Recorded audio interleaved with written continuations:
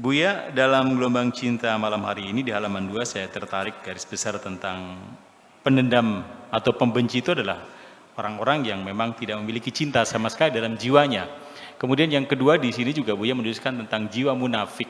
Ini baru saya sadar bahwa ternyata jiwa munafik itu adalah orang yang dicirikan ketika bertemu dengan orang lain merasa tegang.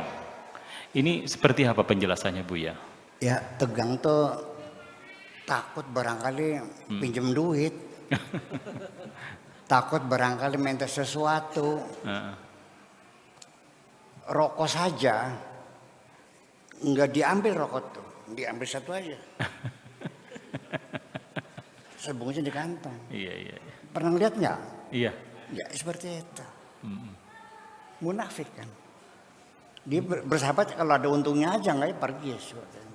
Nah ini pengalaman-pengalaman kemanusiaan semacam itulah yang perlu direkam supaya kita hidup ini punya pengalaman. Nah makanya sekali lagi sebelum saya ucapkan dulu di dalam undang-undang hukum Islam mas kawin itu atau pasrahan itu kalau terjadi pembatalan itu harus dikembalikan.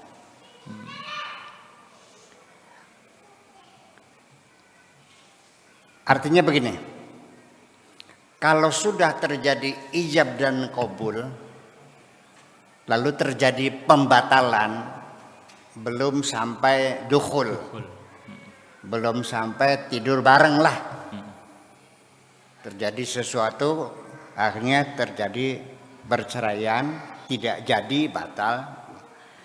Kalau sudah ijab qabul itu yang dikembalikan separuh.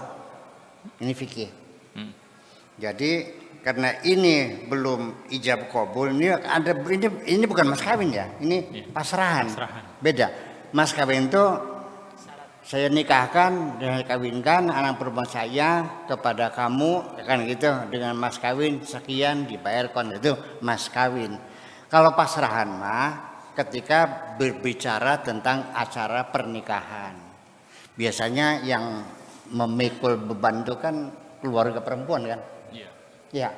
Dan laki-lakinya nanti minta surat andon kawin sama kepala desa. Ya kan? Nah, itu. Nah, itu biasanya masyarakat kita ini pihak laki-laki itu ngasih uang pasrahan buat hajatan. Kan mahal hajatan tuh. Nggak cukup 200 juta. Ya kan? Ya, belum tendanya, panggungnya, orkesnya kan gitu. Sandiwaranya segala macam. Nah ini sudah pasrahan tapi belum nikah. Nah itu dituntut ya dikembalikan semua. Kalau sudah kawin ya separuh nantinya. Terus mas kawin juga separuh. Kalau belum kawin sih itu adalah hukumnya seperti itu. Nah makanya di salah satu negara Arab seperti di Libya, karena mas kawinnya mahal, miliaran di sana, miliaran mas kawin tuh.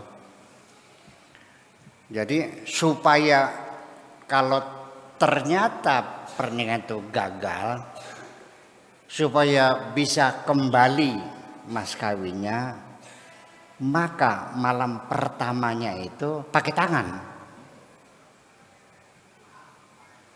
Paham nggak?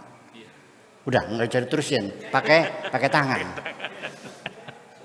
Ya, kalau ternyata sudah tidak perawan lagi, ya batal pernikahannya, uang kembali miliaran sih. Semacam itu. Karena persepsi pernikahan dalam peradaban Arab di sana adalah sebagai imbalan mendapatkan kelezatan. Betul nggak? Ya. Sehingga apabila istri itu sakit dan tidak bisa melayani suami, maka suami tidak berkewajiban memberi nafkah. Buka lagi kitabnya semacam itu. Ya, di Madzhabul Arba'ah ada. Kalau perlu nanti kapan-kapan ingatkan saya bawa kitabnya ke sini. Ya. kita kan berbeda. Pernikahan kita kan berayan urip filosofisnya. Betul enggak? Betul. Sehingga mas kawinnya berapa? 15.000 dan seperangkat alat mukena. Iya kan? Karena kita bukan jual beli.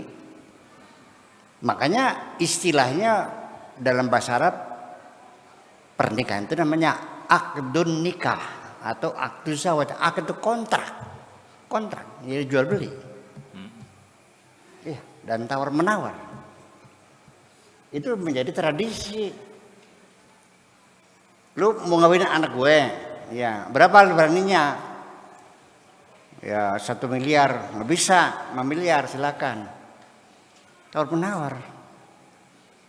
Dan ketika seorang calon laki-laki datang melamar, ditanya kayak daftar, kayak kuesioner, pertanyaan, namanya siapa, kerjanya di mana, gajinya berapa, punya mobil tidak, punya rumah tidak, ditanya mertua di sana mah.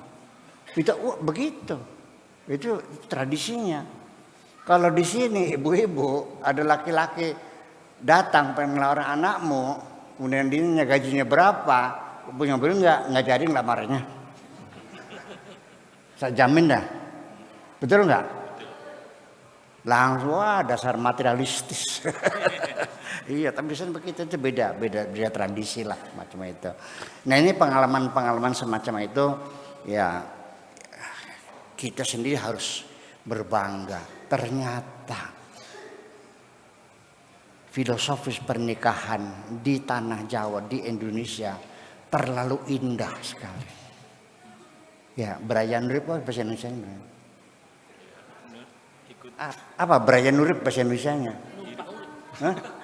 Numpang hidup. Numpang hidup.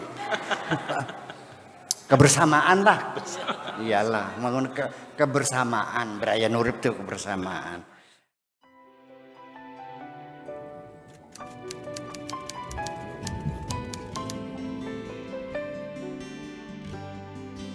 Aku hanya ingin berbagi kebahagiaan dan tidak menggurui siapapun. Terlalu sulit bagiku untuk menyalahkan siapapun. Akan tetapi apabila ada orang yang ingin mengisi raporku, tentu aku sangat gembira sekali. Dan kujamin aku tidak akan sakit hati sedikit.